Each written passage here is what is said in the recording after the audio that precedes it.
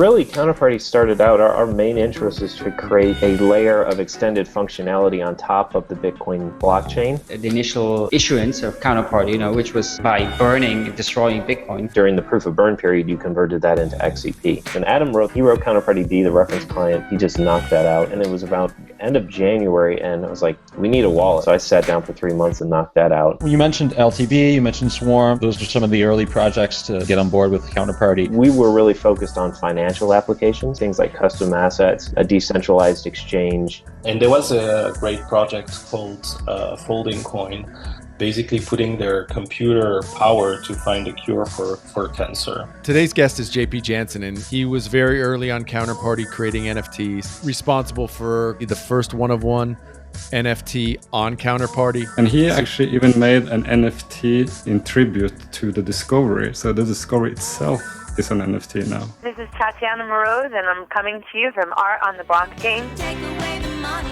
don't give up your money, use Bitcoin whenever you pay. Your website has this picture of you, and it says, artists and cryptocurrency. What does that mean? Cryptocurrency is money secured by cryptography. So Bitcoin, Ethereum, Counterparty, all these different kinds of new currencies that are coming about. Bitcoin isn't the only one. There's competition. My interview with Joe Hamilton was one of the very first artists to put his work on Bitcoin back in 2014. Working with Kevin McCoy, who you probably know from Quantum. Yeah, on the Counterparty protocol that allowed for that. In October 2014, I was actually inspired by Let's Talk Bitcoin podcast, and they were playing around with their own coin called LTBCOIN. Give out some coins to their listeners, etc. And I thought, oh, that was cool, and I can do something similar on my blog. I issued my own token called CMP Coin, and just trying to do new things with it. This is my podcast with Rhea Myers. It was obvious to me then, and even far more obvious now, how important she was on the timeline of NFT history. Hello, welcome to the Bitcoin Game. I'm Rob Mitchell. I spoke to Adam B. Levine a few weeks ago. We talked about his original Bitcoin podcast, The Daily Bitcoin, and why it morphed into Let's Talk Bitcoin with Andreas Antonopoulos and Stephanie Murphy. I'm trying to help people understand stuff generally and trying to help get the word out about projects that are interesting and I think deserve more attention. Man, that feels like so long ago. I'm your host, Peter McCormack, and today I've got a really special interview. I've got Krista Rose and Jin Seth, who previously worked together on the Bitcoin Uncensored podcast. That was why it was called Uncensored, is because Levine kept censoring the swear words. So we frankly wanted to make fun of him because that was kind of the premise of the show. This is the epic Twitter Spaces that took place on October 22nd with Christian, Koji, and Shaban. If you don't know Christian, he was responsible for Sarutobi. It's one of the first play-to-earn games ever. I got an email from Coinbase would say, hey, we love your game. Everybody in the office is playing it, all 5 of us or something like that, right? Yeah. But I think I was definitely the first one on mobile because all Bitcoin was banned on mobile when I made the game, and I kind of got past the ban. There's more user-friendly things like CoinDaddy. There's additional things. Blockscan's adding more functionality, and other developers are getting interested. And that was really the plan for the start. And Shaban, of course, founder of Spells of Genesis. If you are studying NFT history, you have to know about Spells of Genesis. NFTs that were well known is the FD card. The FD card, it was released for both Spells of Genesis and Munga because the game Munga was still operated. The people can have Bitcoin, and with Bitcoin bought bit crystals. After this, we had already a specific customization of a Counterparty wallet as plugin for Chrome, so before MetaMask. Blockscan is doing some great stuff with their Block Explorer, adding stuff like voting functionality, which we're using for the elections. One of the things that you get with using a named asset, where that's just a 12-character name, any Counterparty wallet that's in existence you can use, and it's easy to use. Because they are different, the numeric ones are different. Koji was responsible for world's first mobile token wallets. And I just felt the need for having a mobile wallet, whatever you do. My partner at the time and I started discussing it. That was around January 2015. How did you meet Yuta? And why did you decide to make a company together? This has very interesting potential, and we can be the first one to build this token mobile wallet in the world. I heard we have more assets on Counterparty now than Dogeparty, and Dogeparty has a lot of assets. Something important was the first NFT wallet as application, the Book of Forbes. At this point, like tokens have kind of evolved from not just being like utility, but people just like to collect them. We were interacting with people in the square, great people from Japan. For our game, it was also very useful. We needed a place where people can buy cards, can exchange cards. I think there's a bit of synergy here between Rare Pepe as well. I think the guy who started Rare Pepe was Mike. Joe Looney was convinced, seeing spells of Genesis, that like tokens could be collectible in cards. So that's why he really got involved with Rare Pepe. You create this thing, this Rare Pepe, and then you can sell it like immediately, like on the same platform. And then now you have some kind of currency, PEPECASH. You can now use that to buy other ones. A mini little economy going on in Rare Pepe world. This is Feels Goodman with the Rare Pepe Market Minute, brought to you by Rare Pepe Wallet. The Rare Pepe economy is booming. PEPECASH has been added to coinmarketcap.com. We have seen several high-ticket Rare Pepes.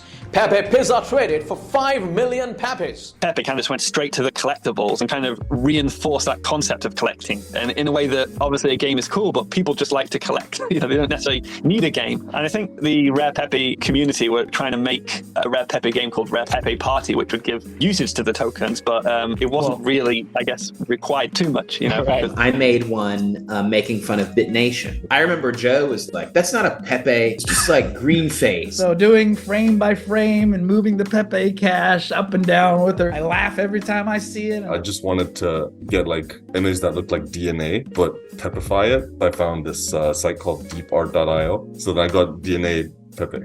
Instead of gene, it's a meme. Endless adaptations and iteration over different features of inside jokes. The elusive Lord Keck Roger verified Pepe. Being part of a cool scene early. This was no different in that I just wanted to participate and like wrap my head around it. The whole token thing felt like making your own shitcoin. I tried to make the whole buying and selling experience in Rare Pepe Wallet like as easy as possible. Located on block number 434,102 of the Bitcoin blockchain was born DJPEPE. Certified rare by Rare Pepe scientists, DJPEPE is the first of its kind and grants the holder access to rare music and secret content. The DJPEPE is the first card in the hip hop series set. I put out DJPEPE, immediately contacted Joe and linked the music to it. I've issued a ton of sub assets through DJPEPE. DJ Qbert is like my favorite like scratch DJ and turntablist. Qbert actually embracing the card, and he's an owner and self-proclaimed fan of the card. I turned it into a character, which you see behind here. He's probably the first crypto art token that was like had its own dedicated Twitter. DJPEPE spoke at the Rare AF Festival in January 2018. There's only been 169 of me ever made, ever will be. You can see it on xchain.io. I remember the thing for Force of Will we made a gacha. So the card would trade against this token called Willcoin. You basically buy like a card pack, right? And then if you buy a card pack of like Pokemon cards, there could be a rare card in there. So we made the digital version of that. Shaban has like a bunch of tokens on his game, and they linked his game by the mobile wallet. If you have these Spells of Genesis cards, they unlock something in Sarutobi. So that's kind of like how I saw it at the time.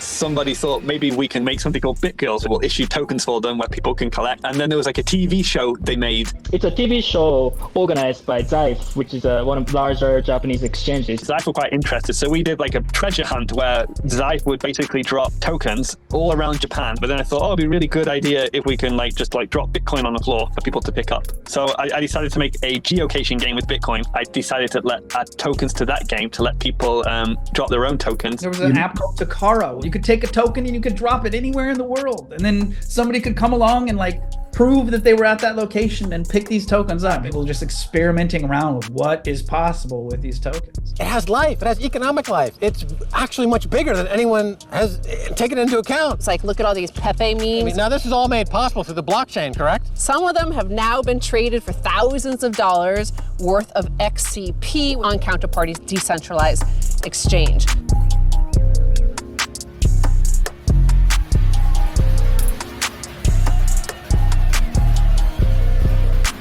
I was everybody? This is Juan Galt with Crypto TV, and I'm joined by John Villar. He's doing a lot of interesting things. A little bit of a legend as far as I'm concerned. He'll deny it, you know. I'm not a legend. I'm well known. Okay, not an expert, not a legend. Well known. Okay. I don't think people are aware of Counterparty. I think people like the new generation haven't been exposed to it. The old generation, we knew about it because it was like colored coins. Vitalik wasn't colored coins, and that became Ethereum and Counterparty and stuff like that. Like you can make a token on Counterparty for about $5, whereas it's going to take you $5,000 to go make an ERC20 token on Ethereum. And you have the security of Bitcoin. So Koji mentioned this game called Monster Farm. Get random CDs or something and put them in your game console. And based on the data on that CD, it would use it as a seed to like spawn a random monster. So we kind of thought it'd be cool if people could do that with tokens. You basically like use any random token as a seed and it would spawn an original monster. It would give value to all the tokens people had. Yes, that was Sarutobi Island, which was not Sarutobi, and then Sarutobi Island came later. There's also the SegWit support, which is being worked on, and the SIP6, which is PKSH encoding of XCP transactions. This new transaction encoding will allow us to have MPMA sends, which could send thousands of assets, besides up return, which limits us to just 80 bytes. We are also seeing Rare Pepes impacting the Bitcoin block size debate with this very dank rare. On a sad note, PEPECASH did break up the duo of Chris and Johnson. This blockchain drama is still an ongoing matter, and we hope for a dank blockchain future for Bitcoin uncensored.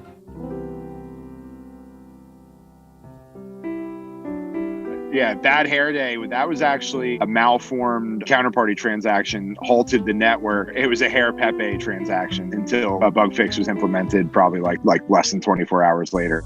The Japanese token culture started on Counterparty. In 2017, Monoparty was launched on top of Monacoin. Monacoin is very similar to Counterparty, which launched in 2014 on top of Bitcoin, that houses Rare Pepe, spells it Genesis, Memory Chain, Oasis Mining, and many other historical NFT collections. I had somehow managed to stumble into the community that was Counterparty. They were a very welcoming community.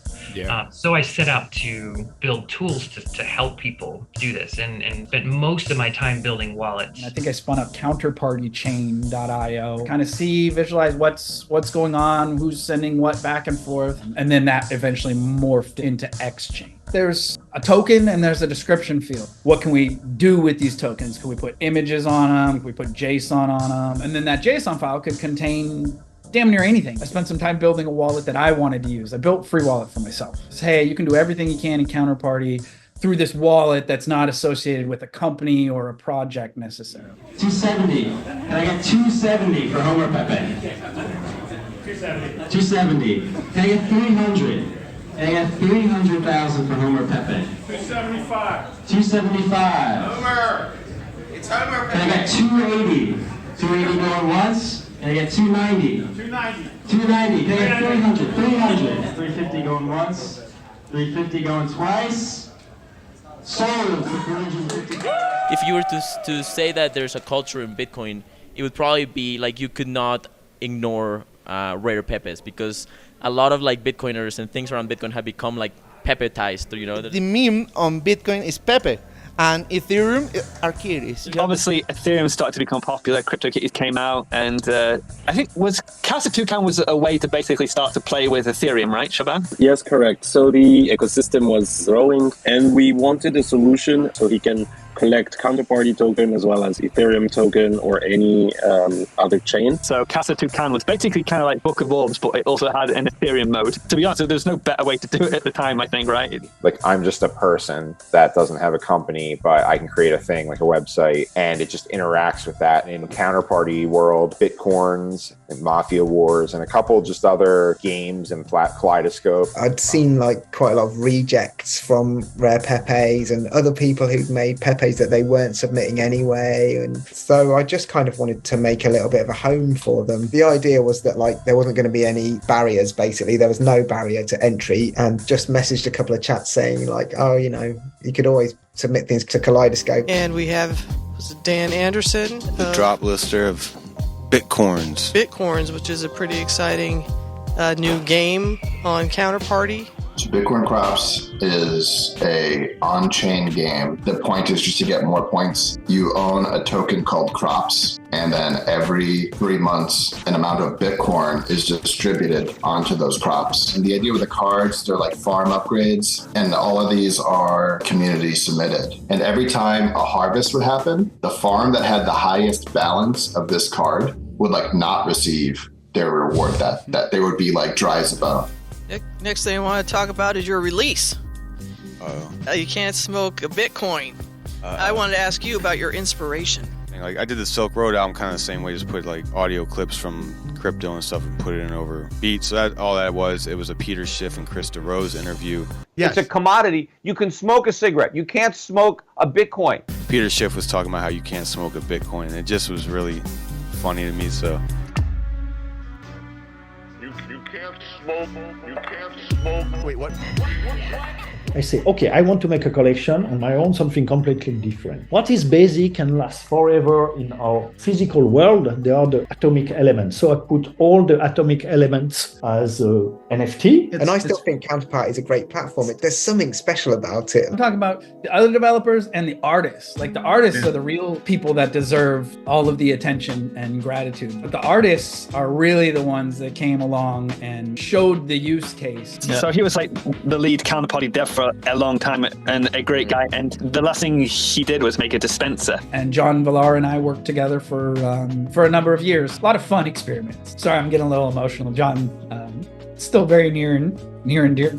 He still watches over all of my coding. One idea that him and I came up with was dispensers, which is a feature of Counterparty where you can basically send Bitcoin to an address and it will send you tokens back. We wanted some way to just be like, hey, there's something I want, send some Bitcoin and buy it. I'm very proud of what John and I did there. I've been thinking about this a lot just recently. Like, if you want to start a project on Counterparty, you have to like be really like the driver of it, and you can't expect Counterparty to help drive it like OpenSea drives Ethereum NFTs. It's kind of amazing the community is still intact, and early NFT, what we were doing at the time, nobody else had ever done. What's up, everyone? This is Cryptography, and you're listening to Art on the Blockchain. This is Jimmy Song. You're listening to Art on the Blockchain.